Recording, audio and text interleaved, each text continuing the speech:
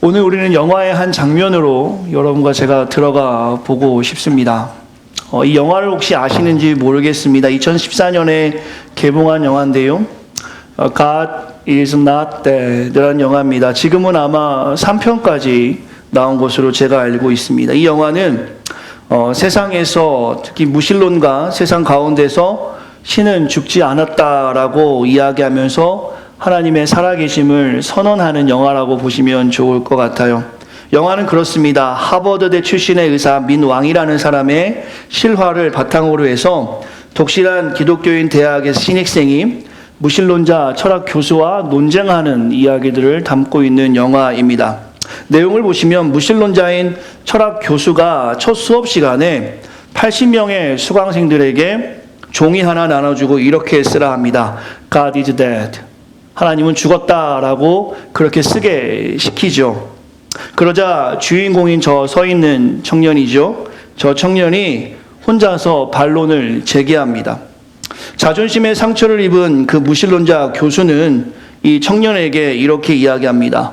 하나님이 살아있는 증거를 나와 학생들 앞에서 한번 증명해 봐라. 이것이 너의 숙제다.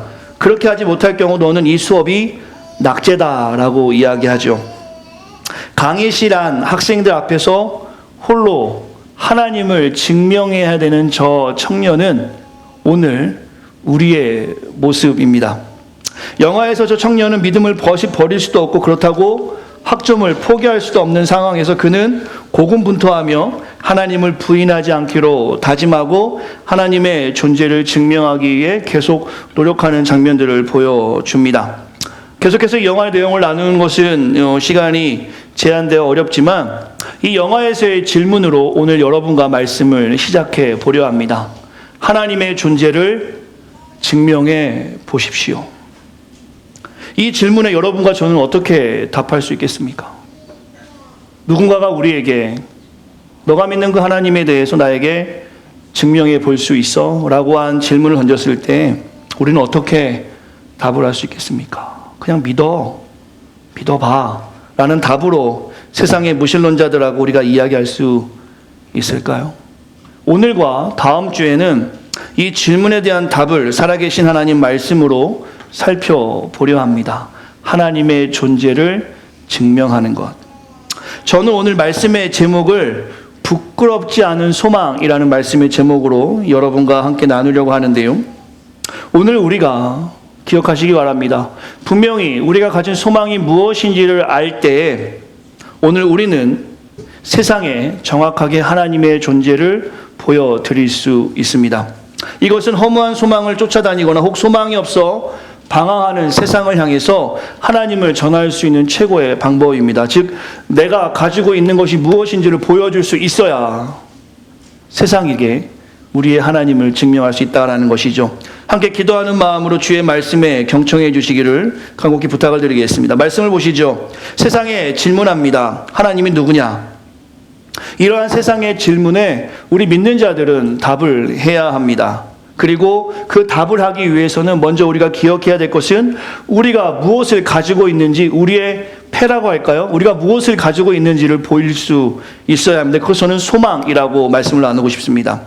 우리가 가진 소망을 정확하게 알고 있어야 그 소망을 통해서 세상에 하나님을 보여줄 수 있습니다. 우리는 계속해서 로마서를 보고 있습니다. 오늘 22번째 말씀이니까요. 22번의 말씀을 통해서 로마서의 말씀에 집중하고 있죠. 로마서 3장 23절의 말씀을 기억하길 원합니다. 모든 사람이 죄인이어서 하나님의 영광에 이르지 못하게 되었죠. 하지만 로마서 1장 16절 17절에 보시면 복음이 하나님의 능력이 됨을 분명하게 말씀하고 있습니다. 이것은 죄인인 우리가 죄인된 자리에서 자리가 옮겨져 의인된 자리로 옮겨짐을 말씀하고 있습니다. 지난주에 2주에 걸쳐서 말씀을 나눴습니다. 우리가 과연 어떤 상태였는가? 창세기 1장에 보시면 하나님의 형상대로 우리가 만들어진 존재였습니다.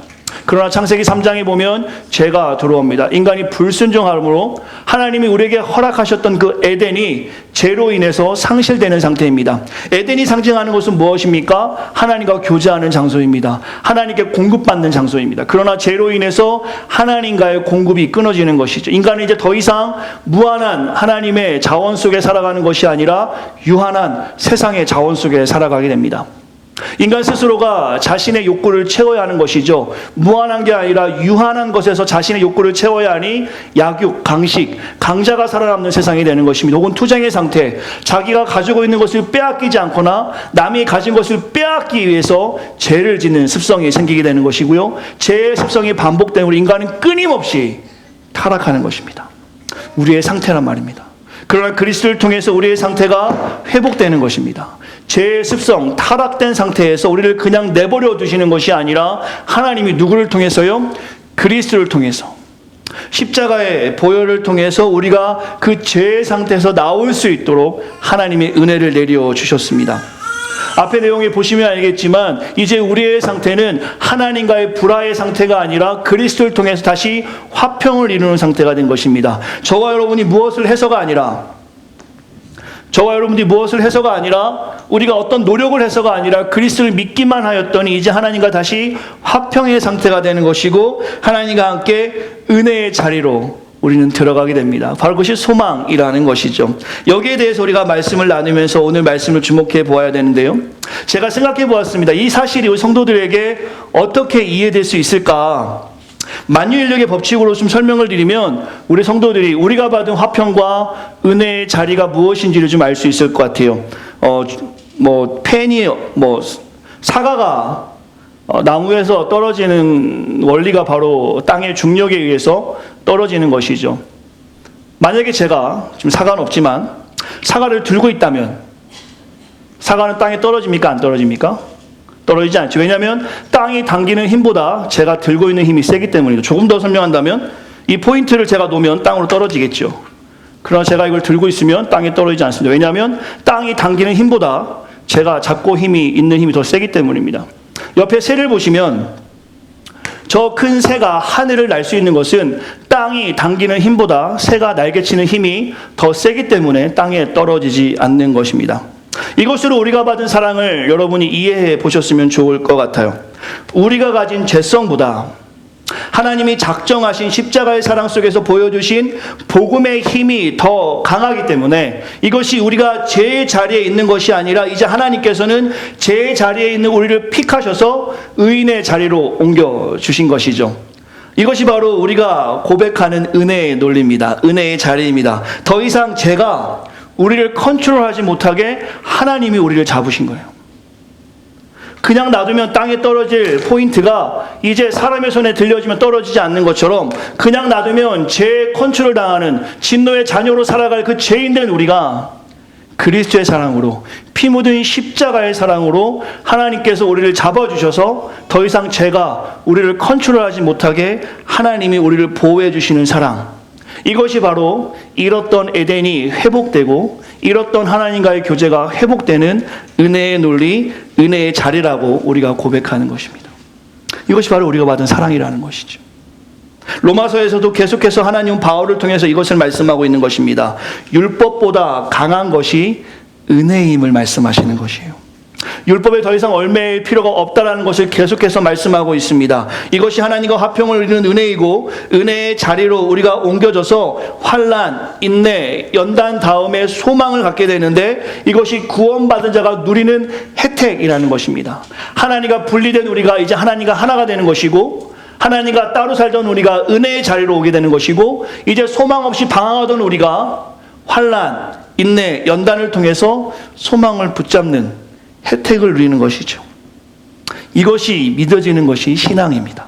이것이 믿음입니다. 그래서 환난 가운데서 즐거워하며 인내하며 자신을 연단하며 나아가는 것이 왜 그렇습니까? 우리에게 소망이 있기 때문입니다. 이 부분을 지난 3주 동안에 좀 나누었어요. 좀 덥지 않으신가요? 온도를 좀 낮춰주시면 좋을 것 같습니다.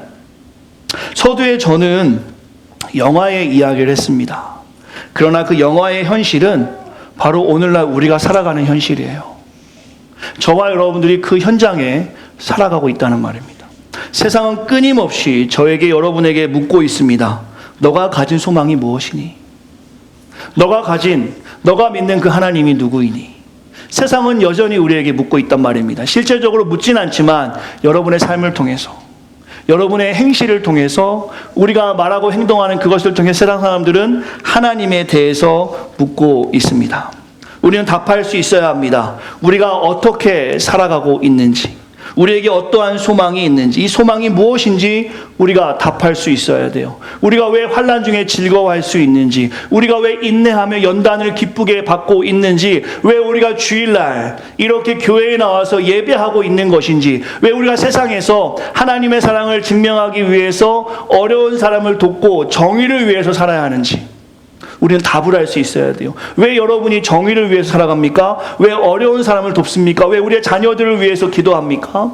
그것은 우리에게 있는 소망이 분명하기 때문입니다. 다음 주에 조금 구체적으로 나누겠지만 두 개의 소망을 우리가 가지고 있습니다. 로마서 5장 9절 말씀인데요. 제가 읽죠. 더욱 그로 말미암아 진노하심에서 구원을 받을 것이니. 이 땅에 심판이 있습니다. 분명한 심판이 있지만 그 심판에서 우리가 건진받는 소망을 하나님이 우리를 허락해 주셨습니다. 우리가 하나님 믿을 때. 두 번째 소망이 있습니다. 로마서 5장 21절 말씀인데 같이 한번 읽겠습니다. 시작. 사망 안에서 왕노릇한 것 같이 은혜도 또한 의로 말미암아 왕노릇하여 영생에 이르게 하려 함이라. 우리에겐 두 가지 소망이 있습니다. 예수님을 영접함으로, 예수님을 믿음으로 우리는 진노에서 벗어나는 구원의 소망이 있고 또한 영생의 소망이 있습니다. 이 두 가지의 확실한 소망 때문에 오늘 우리는 환난을 즐거워하는 것입니다. 환난을 즐거워한다는 것은 말이 안 되는 것입니다. 어느 누가 고통과 환난을 즐거워할 수 있겠습니까? 그러나 우리는 즐거워할 수 있다는 것이 왜요? 소망이 있기 때문에. 이것이 세상에 보여질 수 있어야 돼요. 아니, 저 사람들은 똑같이 힘든데, 저 연구실에서 저렇게 고생하는데 아직 진로가 열리지 않아서 캄캄한 상황인데 어떻게 저 사람은 웃을 수 있지? 어떻게 저렇게 행복할 수 있느냐는 질문을 던졌을 때, 누군가 우리의 소망에 관한 이유를 물을 때 여러분과 저는 담대함과 온유함으로 그 소망이 무엇인지를 말할 수 있는 준비를 해야 된다는 것이죠. 오늘 이 말씀이 바로 그러한 작업임을 우리가 기억하고 나아갔으면 좋겠습니다. 여러분에게 소망이 있습니다. 어떤 소망이 있습니까? 구원의 소망이 있습니다. 지금 소망이 있다니까 학위 받는 거, 직장 구하는 거, 지금 잘 들으셔야 돼요, 여러분. 영생의 소망이 우리에게 있습니다. 맞습니다. 근데 소망이 뭐냐고 물어보면 머릿속에 딱 떠오르는 거 뭡니까? 자녀 낳는 거, 결혼하는 거, 직장 구하는 거, 돈 버는 거. 여전히 우리의 관점은 지금 이렇게 하나님 말씀을 전하고 있음에도 불구하고 우리가 바라보는 소망은 성경적이지 못한 소망을 가지고 살아가기 때문에 세상에서는 우리에게 계속 헷갈리는 질문을 하는 거예요. 너는 누구냐는 것이죠. 교회는 뭐 하는 곳이냐는 것이죠. 교회가 보여주는 것이 무엇이냐는 것입니다. 우리 성도들과 지난 시간에 한번 나누었죠. 우리가 환난을 즐거워합니다. 어떻게 즐거워할 수 있는가? 이런 예를 들었어요. 힘들게 일은 하지만 그 일하는 환난을 견디는 이유는 일한 후에 물질을 얻었을 때 삶의 질을 높일 수 있기 때문에 힘들지만 일하는 것 아니겠습니까? 자녀를 키우는 것, 저도 아이를 키우고 있지만 쉽지 않음을 경험합니다. 열흘 동안 집을 떠나 있으니까 자녀에 대한 생각이 없어서 그랬는지 오자마자 현실을 맞닥뜨리니까 쉽지 않구나라는 걸 경험합니다. 쉽지 않죠. 그러나 자녀를 키우는 것은 그 환난을 경험한 후는 그 자녀가 잘 컸을 때 꿈이 실현되는 것을 알기 때문에 어려운 상황에서 자녀를 키우고 있죠. 힘들게 연구하고 공부하는 이유는 무엇입니까? 환난이긴 하지만 이것을 잘 넘겼을 때 학위를 받고 좋은 직장을 가질 수 있기 때문에 미래에 대한 소망이 있기 때문에 그 환난을 우리 성도들은 즐겨합니다. 즐긴다는 표현은 조금 어폐가 있지만 그 환난을 잘 감당하십니다. 그러나 이 세상에서 우리가 바라는 소망들은 우열의 관계에 있습니다. 어떤 이에게는 그 소망이 기쁨이 되기도 하지만 어떤 이에게는 그 소망이 슬픔이 되기도 합니다. 그 우열이 반복되면서 어제의 기쁨이 슬픔이 되기도 해요. 그럼에도 불구하고 예수 믿는 사람을 포함해서 모든 사람들은 세상의 소망에는 잘 버티면서 세상의 소망에서 오는 그 환난을 잘 견디면서 신앙 안에서 오는 소망은 쉽게 포기하고 인내가 없고 쓰러지는 모습들, 혹은 흔히 말하는 교회를 떠나는 모습들을 쉽게 보게 됩니다. 왜 그렇습니까? 눈에 보이지 않는 세상의 소망에서는 긍정의 확신이 있는데 진짜 확신적인 하나님이 주신 소망, 저 구원과 영생에 대해서는 흔들려 버리기 때문에 세상의 것에서는 잘 버티다가도 신앙 안에 어려움이 오면 그대로 포기하는 경우들이 있다라는 것이죠. 그런 모습 속에서 우리는 결코 하나님을 세상에 보일 수 없습니다. 기억하시기 바랍니다. 우리가 나누는 영원한 소망, 저 구원과 영생은 우열이 없습니다. 신앙생활을 막 멋있게 하는 사람에게 어떤 큰 영생이 주어지고, 신앙생활을 조용히 하고 대충 하는 사람에게 작게 주어지는 것이 아니라 예수 그리스도를 영접하기만 한다면, 그리스도를 나의 구주로 고백하기만 한다면 그 소망에는 우열이 없이 하나님께서는 공평하게 허락하신다라는 것이죠. 기억하시길 바라요. 우리가 나누는 소망은 여러분의 상황이나 미래의 그 어떤 직업보다, 어떤 가치보다 소중한 것입니다. 이 소망이 여러분에게 증명되어지고 고백되어질 때, 오늘 누군가의 질문, 너가 하나님을 증명해 보아라 했을 때 우리의 삶에서 하나님을 증명할 수 있게 된다라는 것이죠. 이 소망을 알기만 하면 구원받은 자로서 하나님과 화평을 누리게 되는 것이고, 이 소망을 알기만 하면 환난의 시간을 경험한다 할지라도 즐거운 시간을 보낼 수 있게 된다라는 것이죠. 이 소망이 살아계신 하나님이 누구인지를 세상에 보여줄 수 있는 가장 정확한 방법입니다. 그렇다면 이렇게 질문할 수 있을 것 같아요. 우리에게 소망이 있는 것을 어떻게 합니까?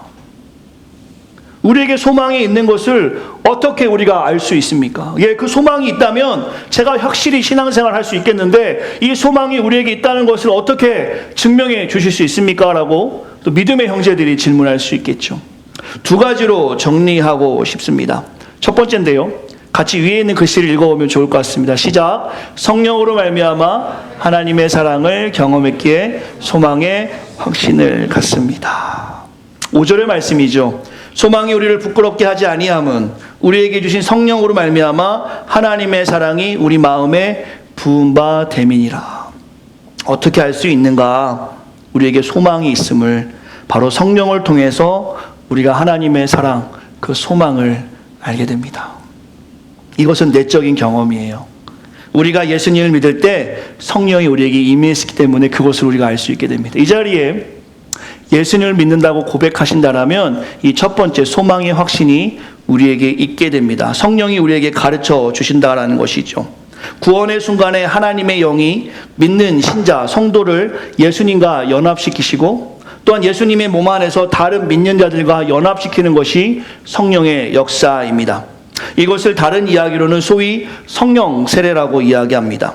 여기서 우리가 좀 조심하게 들어야 될 것이 있어요. 성령 세례와 성령 충만과 성령의 은사들을 우리가 구분하지 못하고 우리가 그것을 혼동해버리면, 하나님이 이미 우리 안에 성령을 임하게 하셨는데, 즉 우리가 예수 믿음으로 동시에 성령이 임했는데 계속 성령을 갈망하는 신앙생활을 할 수가 있다는 것이죠.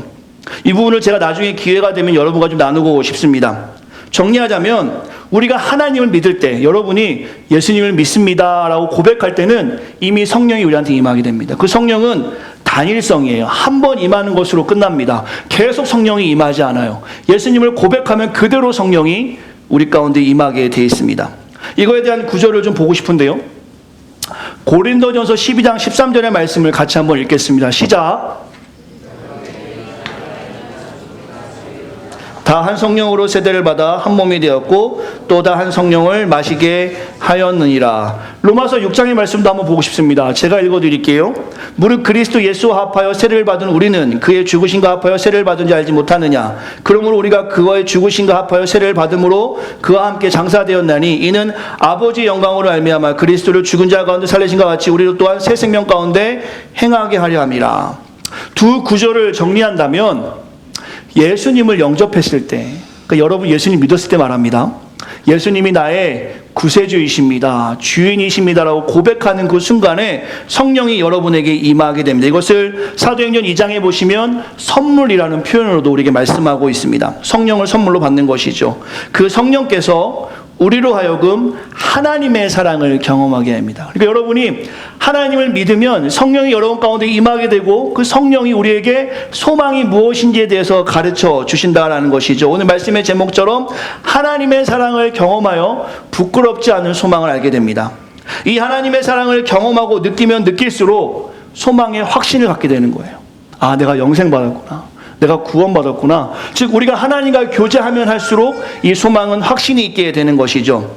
그리고 이것은 나중에 계속해서 성령 충만함으로 드러납니다. 이 성령 충만은 단회성이 아니라 계속해서 성령 충만함이 우리 안에 이루어져야 합니다. 이것을 존 스탁턴 목사는 영적 폐활량이라고 이야기합니다. 여러분의 폐활량을 늘리는 거예요. 성령이 우리 가운데 임해서 성령 세례를 받은 후에 이제 영적 충만함으로 살아가는 폐활량이 들어가는 겁니다. 달리기를 뛰신 분들 아시겠지만 저는 지금 아마 100m를 완주하는 것이 어려울 겁니다. 아마 저는 그럴 거예요. 제 옛날에 참 빨랐습니다. 제 발목을 보시면 얇습니다. 그리고 허벅지는 두껍고요. 모르세요 이런 거? 달리기를 잘 뛰었다는 걸 말씀드립니다. 그러나 지금은 뛰는 자리가 그 자리입니다. 제자리 걸음처럼 아마 100m. 그러나 제가 지금부터 운동을 좀 열심히 하면 제 이 폐활량이 좀 늘어나겠죠. 그죠? 마찬가지예요. 성령이 우리에게 임했습니다. 예수를 믿은 다음에 그 다음엔 여러분이 액티브하게 성령과 반응할 수 있어야 돼요. 영적인 폐활량을 늘리는 것이 어떻게 늘릴 수 있습니까? 기도함으로, 말씀봄으로, 예배함으로, 하나님과 교제함으로. 이 영적 폐활량을 늘리지 못하면 우리가 금방 지치는 거예요. 성령이 우리 안에 있긴 하지만 액티브하게 활동하기 위해서 우리도 주님과 함께 교제해야 하는데 그 활동을 안 해버리면 영적 폐활량이 줄어드는 것이죠. 이미 성령을 임했지만 성령의 역사를 경험할 수가 없는 거예요. 여러분과 제가 오늘 이 시간에 기억할 수 있는 것은 무엇이냐면 성령의 충만함을 위해서 기도할 수 있어야 합니다. 성령 세례를 또 받을 필요는 없어요. 이미 하나님을 믿으면 성령이 여러분에게 임한 것입니다. 그렇다면 그 성령이 여러분 안에서 자유롭게 활동할 수 있도록 여러분 스스로가 성령 충만할 수 있도록 계속해서 하나님과 교제하는 삶을 살아야 합니다. 신앙생활이 어려운 분들이 이 자리에 앉아 계신다면 기억하시기 바라요. 성령이 없어서가 아니라 성령과 깊이 교제하는 생활을 하지 못해서입니다. 이것을 좀 기억하시면 좋을 것 같아요. 그 다음에 성령의 역사가 우리 안에 임하게 됩니다. 그것은 방언으로, 예언으로, 이건 선물이에요. 교회 덕이 되기 위해서 은사로 주시는 것들입니다.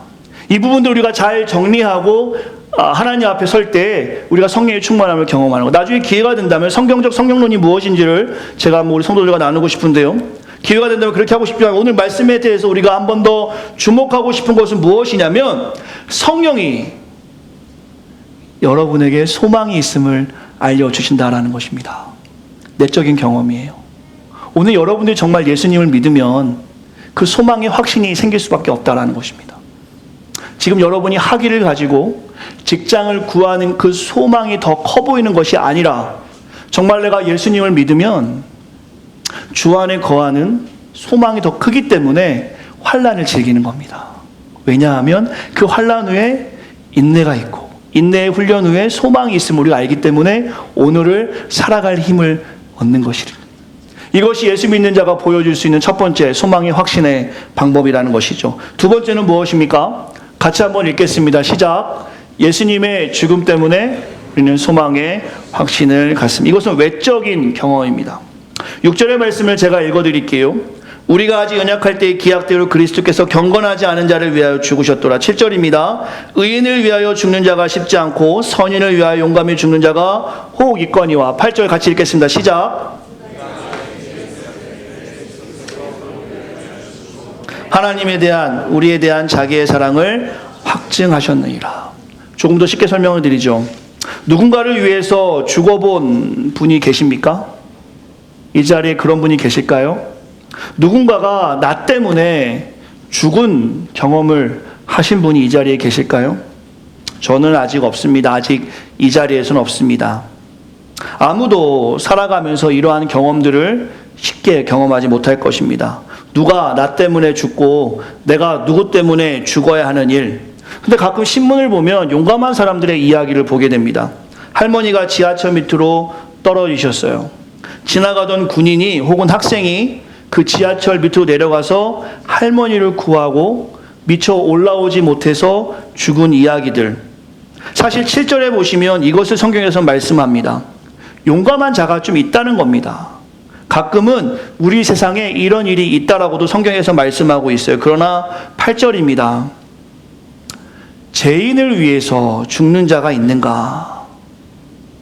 오늘 우리가 기억할 것은 바로 예수님이 이 일을 하신 겁니다. 이것이 우리에게 고백되어질 수 있어야 돼요. 하나님께서 우리를 얼마나 사랑하시는지 자기 자신을 죽으시면서 우리에게 자신의 사랑을 확증시켜 주셨어요. 아마 사랑하는 성도들이 이 자리에 아무리 착한 분들이 계셔도 사형을 언도받은 죄인을 위해서 죽을 분은 아무도 없을 거예요. 그렇죠? 누구도 죄인을 위해서 죽을 사람은 이 땅에 없습니다. 그러나 주님은 그렇게 하신 거예요. 성경의 표현으로 본다면 자기의 사랑을 확증하시기 위해서 우리에게 그 일을 보여주셨습니다. 이것에 대해서 팀켈러 목사는 이렇게 이야기합니다. 죄인이 되었을 때도 우리를 위해 죽으신 주님이신데 하물며 이제 하나님의 자녀가 되었는데 하나님의 자녀가 된 우리에게 왜 소망의 확신을 주시지 않겠는가? 저는 이 말이 상당히 이해가 됩니다. 하나님과 관련 없는 죄인일 때도 하나님이 사랑을 보여주셨는데 이제는 우리가 하나님의 자녀가 된 상태임에도 불구한데 하나님께서 죄인일 때도 보호하셨는데 이렇게 하나님의 자녀가 되었는데 왜 하나님이 소망의 확신을 주시지 않겠는가? 이것이 바로 그리스도의 사랑을 경험한 우리가 가져야 되는 소망의 확신입니다. 제가 이 얘기를 쭉 준비하다 보니까 조금 신학적인 내용이 있어서 우리 성도들이 어렵겠다라는 생각이 좀 들었어요. 그래서 제가 이걸 준비해봤습니다. 삭개오 이야기요. 우리 성도들 다 아실 거예요. 삭개오는 돈이 많은 부자였습니다. 돈이 엄청 많습니다. 우리한테 하나씩만 주면 좋겠지만 그렇지 않은 삭개오죠. 돈이 많은 부자. 삭개오의 직업이 무엇이었나요? 세금을 걷는 사람이었어요. 그죠? 삭개오는 세금 걷는 부자였습니다. 그러나 사람들은 삭개오를 매우 싫어했어요. 미워했습니다. 왜 미워했습니까? 부정축제를 했어요. 그렇죠? 사람들한테 세금은 2불만 걷어야 되는데 5불을 걷어서 3불은 자기가 갖고 2불은 갖다 바치는 부정축제하는 사람들이 다 삭개오를 미워했단 말입니다. 그런 삭개오가 어느 날 예수님이 오신다는 이야기를 들었어요. 예수님이 오신다. 삭개오는 궁금했습니다. 예수님이 누굴까? 그는 예수님을 보고 싶었습니다. 삭개오는 예수님을 보고 싶었지만 슬픈 삶이 있습니다. 뭐죠? 키가 작아요. 너무나 슬퍼요. 예수님을 볼 수가 없어요. 삭개오가 했던 행동이 무엇입니까? 나무에 올라가게 됩니다. 예수님을 보고 싶어서. 예수님이 삭개오를 보게 되죠. 예수님이 삭개오를 콜링하십니다. 나무에서 내려오너라. 잘 들으시기 바랍니다.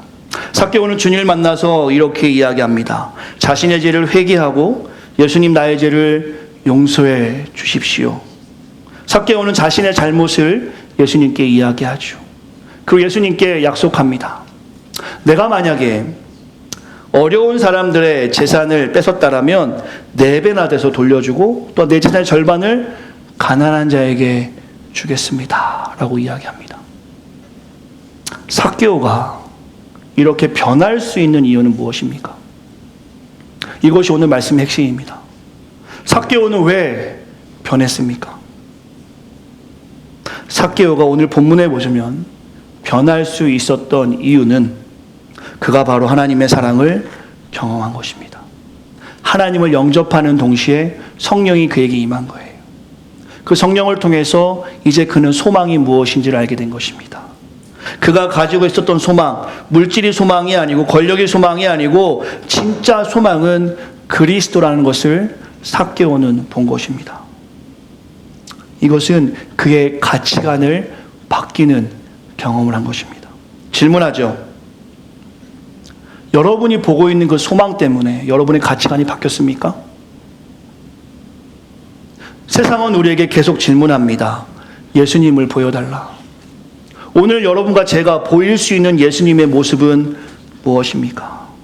여러분은 예수님을 믿고 무엇이 바뀌었습니까? 예수님을 구주로 고백하면서 무엇이 바뀌었습니까? 오늘 성가대가 찬양한 내 영혼이 확정되었는데 모든 상황 속에서 예수님을 주로 고백하고 있습니까? 우리의 확신 없는 모습 때문에 세상이 헷갈리는 것입니다. 우리의 변하지 않는 모습 때문에 세상이 예수님을 보지 못하는 것입니다. 말씀을 마무리하죠. 저는 서두에서 영화 하나를 제가 소개했습니다. 그 영화 속에서 이런 장면이 나와요. 세상에서 잘 나가고 승승장구하던 신을, 하나님을 믿지 않던 사업가인 아들이 자신을 알아보지 못하는 병에 걸린 어머니 앞에서 혼잣말로 이렇게 이야기합니다. 어머니는 평생을 기도하고 믿으셨죠? 나쁜 일 같은 건 해본 적도 없으시고, 어머니는 좋은 분이고 나는 비열한 사람이에요. 그런데 어머니는 지금 치명적 병에 걸리셨고 내 삶은 완벽하잖아요. 한번 나한테 이러한 결과에 대해 설명해 보세요. 이러한 질문은 비기독인들 뿐만 아니라 우리들도 가질 수 있는 질문입니다. 왜 믿지 않는 자가 세상에서 더 형통하고 오히려 하나님을 믿는 우리는 더 어렵게 살아가는 것인가? 왜 고통을 우리는 겪는 것인가? 예수 믿지 않는 사람들은 더 떵떵거리며 잘 사는데 왜 예수 믿는 사람들 때문에 오히려 내가 상처받고 힘든 것인가? 이 질문을 우리는 종종 스스로도 하게 됩니다. 영화에서 이런 질문을 아들이 엄마한테 하게 돼요. 그 어머니의 답이 이렇습니다. 한번 같이 읽겠습니다. 시작. 가끔 사탄은 사람들에게 어려움 없는 인생을 살게 한단다. 왜냐하면 사탄은 사람들이 하나님께 돌아가는 것을 원하지 않거든. 너의 삶은 감옥과 같은 거야. 살기에 아주 좋고 편한 것만 빼고 말이다. 오늘 여러분에게 그 소망이 세상에서 평탄하게 사는 것이 여러분의 소망이라면 이제 여러분과 저는 더 이상 하나님을 증명할 수 없습니다. 오해하지 말고 들으세요. 세상에서 평탄하게 산다고 하나님을 증거하지 못하는 것이 아니라 오해하지 말고 들으시기 바랍니다. 때로는 하나님과 만나는 그 길이 고난을 통해서, 고통을 통해서도 우리가 만날 수 있어야 되는데 예수를 믿지만 우리의 머리 한켠에는 여전히 세상이 바라보는 소망 안에 거하고 있다면 우리는 절대로 하나님의 은혜를 경험할 수 없을 것이며 우리의 모습을 통해서 하나님을 증거할 수도 없습니다. 하나님을 믿는 우리에게 고난은 은혜의 자리이기 때문입니다. 이것을 은혜의 자리라는 것을 알기 위해서는 오늘 나눴던 그 소망, 우리가 나눈 소망에 대한 이해와 경험이 있어야 합니다. 구원, 진노에서 벗어남, 영생. 이것이 진실로 여러분에게 소망이 되어야지만이 우리의 온 삶을 통해서 하나님을 세상에 보여줄 수 있다라는 것이죠. C.S. 루이스는 이런 말을 합니다. 진정한 믿음은 가장 위험할 때 검증된다. 오늘 나누었던 이 영화에서는요, 이런 이야기들로 주고받습니다. 하나님이 있다, 하나님이 없다. 계속해서 주고받는 장면인데 영화 말미를 보면요, 이 주인공과 교수의 끊임없는 대화를 통해서 주변 사람들의 모습을 조명합니다. 주변에 있던 중국인 유학생이 하나님을 받아들이게 돼요. 태어나면서부터 무슬림이었던 한 소녀가 하나님을 믿게 됩니다. 저와 여러분에게 오늘 이 말씀이 도전이 되어야 합니다.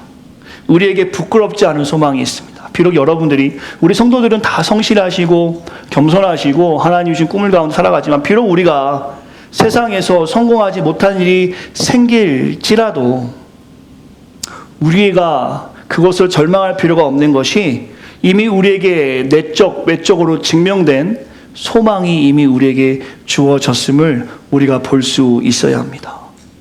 이 소망을 보지 못하고서는 절대로 하나님을 세상에 증명할 수 없어요. 여러분이 잘 사는 것을 가지고 하나님께 증명한다. 세상에게 연예인들 가끔 저는 그것을 존중합니다. 나와서 상을 받은 다음에 하나님께 영광입니다 라고 이야기합니다. 그 연예인이 상을 받지 않아도 하나님 존재만으로 이미 영광스러운 분입니다. 여러분과 제가 무엇을 해서 하나님 영광 받는 분이 아니라 기억하시기 바라요. 하나님은 그 자체로 영광스러운 분입니다. 그저 우리는 우리의 삶에 최선을 다해 살아가는 것이죠. 바닷가에 가보신 분이 계신지 모르겠습니다. 저는 이번에 그 동부 쪽에 가니까 그래도 물가를 좀 보긴 했는데요. 물을 좀 보고 물이 좀 모자르네 하고 집에 가서 여러분이 한 바가지 물을 떠서 바닷물에 놓은 다음에 이제 물 좀 찼다라고 이야기할 수 있습니까? 그런 분도 아무도 없죠. 이미 하나님의 영광은 여러분과 제가 무엇을 해서 받으시는 것이 아니라 그분 하나만으로 영광이 충분합니다. 다만 하나님은 우리의 희, 노, 에, 락, 로마서 8장의 말씀처럼 슬픔과 기쁨과 또한 우리 가운데 어려움과 분노를 통해서 이것을 합하여 선을 이루기 원하시는 것뿐입니다. 이제 우리가 세상에 보여줘야 하는 것은 무엇이냐면 이 소망에 대한 확신입니다. 여러분과 제가 이 소망에 대한 확신을 가지지 못하면 절대로 세상에 하나님을 보여줄 수 없어요. 여러분이 가지고 있는 것을 보여주지 못하면 세상은 하나님을 알 수 없습니다. 기억하시기 바라요. 하나님은 죽지 않으셨습니다. 여러분이 어려울 때만 하나님이 보호하시는 것이 아니라 여러분이 잘 될 때도, 여러분이 다니는 길마다 하나님은 살아서 우리와 함께 하십니다. 여러분과 제가 이 하나님의 사랑, 죽기까지 우리를 사랑하심을 보여주신 하나님의 사랑을 기억하시고 이제 그 하나님과 함께하는 우리 공동체가 되어지기를 간절히 축원합니다. 우리 공동체 하나님께서 우리를 만나게 하신 이유는 그 소망을 가지고 함께 일하라는 것입니다. 오늘 새로운 분도 좀 계시고요. 또한 1년 전에 오신 분도 있고요. 계속해서 계신 분들도 있습니다. 왜 하나님은 이 샴페인 이곳에 우리를 모아주셨나? 제가 이번에 임마누엘께 제 친정 같은 교회입니다. 갔더니 시집 갔던 딸이 잘 살고 돌아왔다고 얼마나 환영해 주시는지 몰라요. 3번의 예배를 했습니다. 1부, 2부, 3부. 저는 이제 이 1시 반에 예배하는 게 적응이 됐나 봐요. 거기 가서 8시 예배, 9시 반 예배, 11시 반 예배를 하니까 되게 힘들더라고요. 제가 무엇을 봤냐면요. 하나님은 허투루 하나님의 일을 하시는 분이 아니다라는 것을 저는 경험했습니다.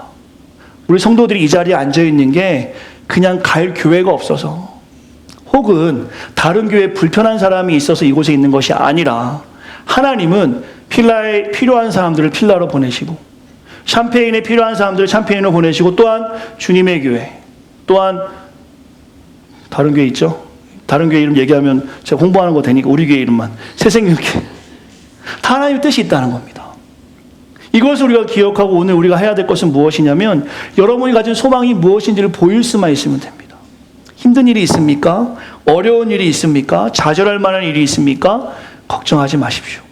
이 공식을 지난 나눴었는데 한번 기억하시면 좋을 것 같아요. 아무리 좋은 것이라도 하나님이 빠지면 nothing, 제로입니다. 그러나 하나님이 함께 하시면 nothing인 인생일지라도 그것이 good, 선한, 좋은 인생이 될 수 있어요. 왜요? 우리에게 소망이 있기 때문입니다. 저는 이곳에서 목회하면서 하나님의 은혜들을 많이 경험합니다. 저만 경험하는 것이 아니라 우리 성도들도 그런 은혜들을 경험했으면 좋겠어요. 이 자리에 앉아있는 것이 우연이 아니라 하나님의 섭리 가운데 우리를 만나게 하셨습니다. 해야 할 일이 많이 있습니다. 그냥 이 자리에서 여기가 좋사오니 하는 것은 위치를 위한 삶입니다. 우리는 위치를 위해서 모인 것이 아니라 가치를 위해서 모였습니다. 지난번에 나누었던 한 생물을 기억했으면 좋겠어요. 연어나 황어들. 바닷가에 평안한 안락을 앞두고 그들은 산란철이 되면 자신이 태어났던 강가로 거슬러 올라갑니다. 물살을 가들어 올라갈 때 몸에 상처도 나고요. 언덕이 있으면 그것을 점프하다가 땅에 떨어져 죽기도 합니다. 그러나 그 한낱 미물도 그들의 가치, 다음 세대를 낳기 위해서 강물을 거슬러 올라가 거기서 알을 많이 낳고 죽습니다. 안락한 바다의 삶이 아니라 가치를 위해서 그들은 살아간다는 것이죠. 우리 새생명교회는 그러한 가치가 있는 교회임을 제가 이번에 교회를 잠시 떠나서 기도하니까 더 마음에 확신이 듭니다. 여러분이 이 자리에 앉아있는 것이 결코 우연이 아니라 하나님께서는 이 일을 감당하라고 우리를 모아주셨다는 기억하시고 이 소망, 구원과 영생, 다음 주에 좀 깊이 나누겠지만 그 소망이 있음을 기억하시고 오늘의 어려운 자리에 있다면 그것에 좌절과 절망이 아니라 하나님이 이 일을 통해서 나를 나타내기를 원하시는구나. 하나님이 이 일을 통해서 세상에 하나님이 하나님 되심을 보여주기를 원하시는구나. 기억하시고 여러분이 가진 소망을 마음에 새기고 이번 한 주도 승리할 수 있는 사랑하는 온 성도가 되시길 간절히 축원합니다. 찬양할 때